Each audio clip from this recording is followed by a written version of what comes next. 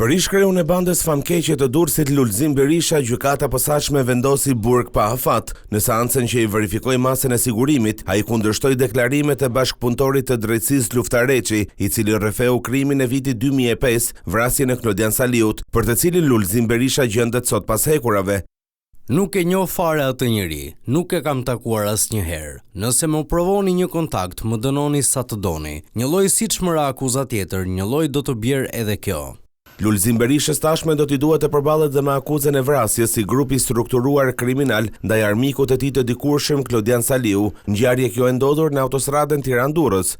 Për këtë arsye shteti shqiptar e shpalli atë në kërkim në vitin 2020, ndërsa për mungesë provash i rrezoi akuzën për vrasjen e biznesmenit tjetër Vajdin Lame. Krime këto që ndodhen brenda 48 orëve. Edhe avokati i tij kundërshtoi masën e sigurisë, një lloj dhe rrëfimet e Luftar Reçit. Jashtë quajturi bashkëpunëtori drejtësisë Luftar Reçi, një mitoman permanent, që nga dita që futur në sistemin e burgjeve, deri më sot, bën kërkesa dhe krijon artifica duke mashtruar institucionet shtetërore.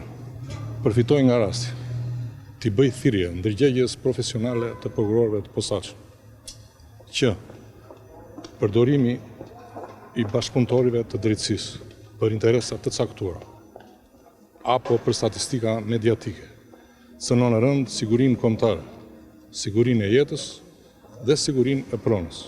I shumë kërkuar i Lulzim Berisha u kap në mes të dhjetorit të 2 viteve më parë me identitet bullgar dhe pamje fizike tërësisht të ndryshme në Spanjë, ndërsa u ekstradua të martën vonë drejt vendit tonë.